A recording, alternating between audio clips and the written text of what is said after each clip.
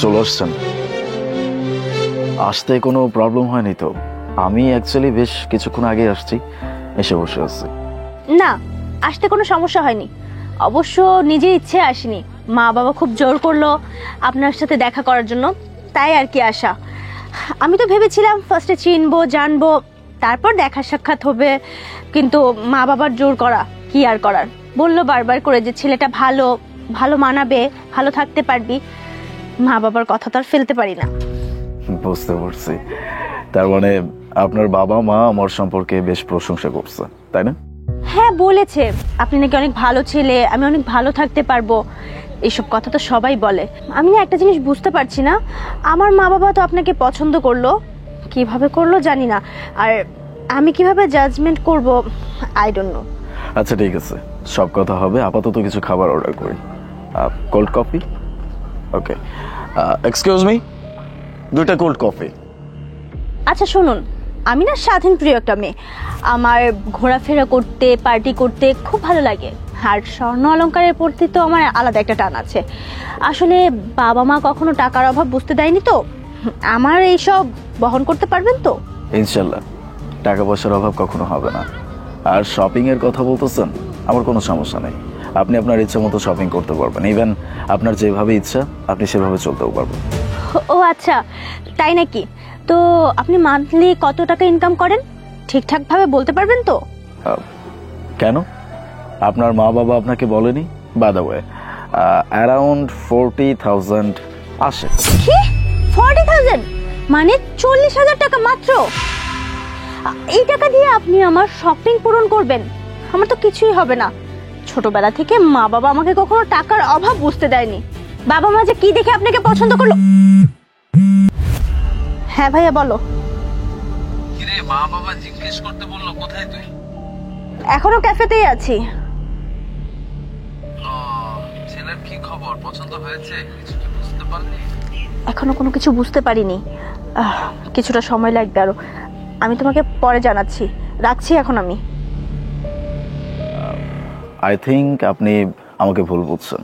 মানে টাকার ব্যাপারটা আমি আপনাকে ক্লিয়ার করতে চাচ্ছি। অ্যাকচুয়ালি আপনি যেমনটা ভাবতেছেন এমন কিছু না। 40,000 টাকা না, $40,000। কি বললেন? 40,000 টাকা না, $40,000? তাও আবার মাসে? তাহলে তো কোনো কথাই নেই। আমি এতক্ষণ ভুল বুঝছিলাম। যাই হোক, আমি না রাজি। হ্যাঁ, বুঝতে পেরেছি। অ্যাকচুয়ালি আপনি ব্যাপারটা নিয়ে একটু কনফিউজড ছিলেন, আমি ব্যাপারটা বুঝতে পারছি। আমি বিদেশে ব্যবসা করি, দেশে তেমন কোনো কিছু আমার করা হয় না। এই জন্য প্রায় মান্থলি 40,000 বা এর থেকে বেশি চলে আসে, অ্যাভারেজ থাকে 40,000। এই জন্যই বলতেছি, এই টাকা দিয়ে হয়তো আপনার ট্রাভেলিং, আপনার শপিং, আপনার যত ইচ্ছা আছে সব কিছুই করা সম্ভব। বুঝতে পারছি, কিন্তু শুধু টাকা থাকলে হবে না। আমার স্বাধীনতা, আমার পছন্দ অপছন্দ সবকিছু কিন্তু প্রায়োরিটি দিতে হবে তোমাকে। নিশ্চয়ই। আপনি কেন চিন্তা করতেছেন? এগুলো নিয়ে চিন্তা করার কোনো কারণ নেই। আপনি আপনার মতো চলবেন, আপনার লাইফ আপনি যেভাবে লিড করতে চান। আমি আপনার কোনো স্বপ্ন আটকাবো না। আমি যতটুকু জানি আপনি আমাকে আটকাতে দেবেন না। তার থেকে বড় কথা হচ্ছে যে আমি তো শুধুমাত্র আপনার জীবনসঙ্গী হয়ে আপনার পাশে থাকবো, দ্যাটস ইট। বাকিটা আপনার ইচ্ছা, আপনি যেভাবে চান সেভাবে চলতে পারেন। আচ্ছা শুনো, তুমি কার সাথে থাকো? তোমার ফ্যামিলি আমাকে কিভাবে নিবে? অ্যাকচুয়ালি আমি এখনো একাই থাকি। বাবা মা সবাই গ্রামে। তারাও জানে আপনার সম্পর্কে, যে আপনি দেখা করতে আসতেছেন। আপনি বেশ সুন্দরী, শিক্ষিতা, স্বাধীনচেতা একটা মেয়ে। দেখো, বিয়ের পরে ছেলেপক্ষ অনেক সময় না মতের পরিবর্তন করে, যেভাবে বলে সেভাবে রাখে না আর কি। আমি কিন্তু আমার মতের বাইরে যাব না। আমি নিজের মতো করে চলবো, পার্টি করব, নিজের কাজ করতে ইচ্ছে করলে কাজ করব। বিয়ের পরে যদি তুমি তোমার মত আমার উপর চাপিয়ে দাও, তখন কিন্তু আমি মানবো না। দরকার পড়লে আমি ডিভোর্স দিয়ে দিব। না না, আপনি চাপ নিচ্ছেন কেন? কোনো সমস্যা নেই। আপনি যেভাবে ইচ্ছা সেভাবে চলতে পারেন, আমার কোনো সমস্যা নেই। আর তারপরেও যদি আপনার মনে হয় যে আপনি আমার সাথে চলতে পারতেছেন না, ইউ ক্যান।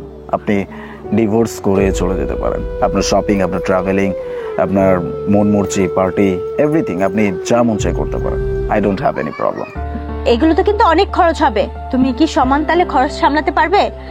আমি কিন্তু মাসে কত খরচ করবো আমি নিজেও জানি না। আপনি অনেক চিন্তা করতেছেন টাকা নিয়ে। আই ডোন্ট থিঙ্ক সো যে আপনার এটা নিয়ে চিন্তা করার কোনো কারণ আছে। আল্লাহর রহমতে যে টাকা আছে এটা আপনি একা কেন, আপনার মতো আরো 5 জন শেষ করতে পারবেন না ইনশাল্লাহ। ও তাহলে তো কোনো সমস্যাই নেই। হ্যাঁ মা, ছেলে পছন্দ হয়েছে। ছেলে তো তুমি বলেছিলে যে 40,000 টাকা ইনকাম করে। 40,000 টাকা না মা, $40,000। যাই হোক, আমার না ছেলে পছন্দ হয়েছে, বাকি কথা বাসায় এসে বলছি। আপনাকে দেখার জন্য মা বাবা যখন বলেছিল তখন না ফার্স্টে আমি ওভাবে নেইনি, মনে করেছিলাম পছন্দ হবে কি হবে না, কিন্তু এখানে আসার পর মনে হচ্ছে যে না, আমি এসে ঠিক করেছি।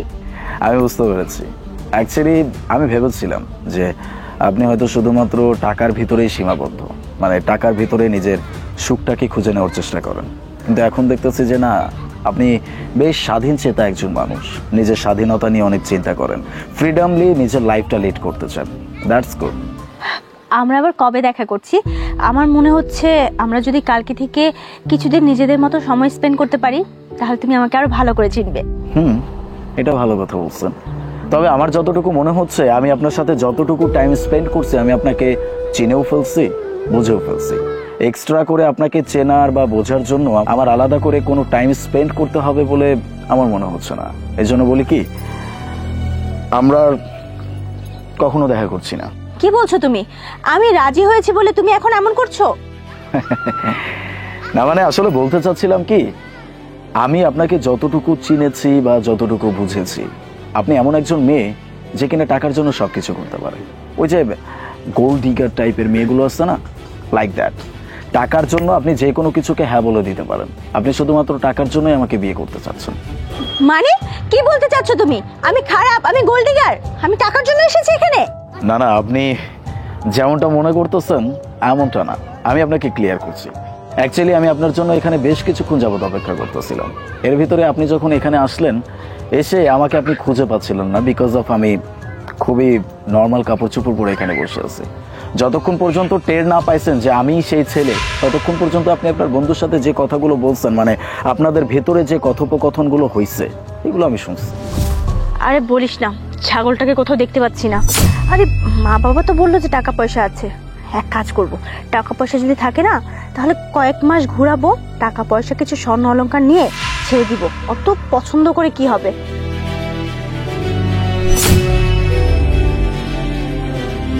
শোন, মনে হচ্ছে পেয়ে গেছি। আচ্ছা রাখছি, বাকিটা তোকে পরে বলছি, রাখ।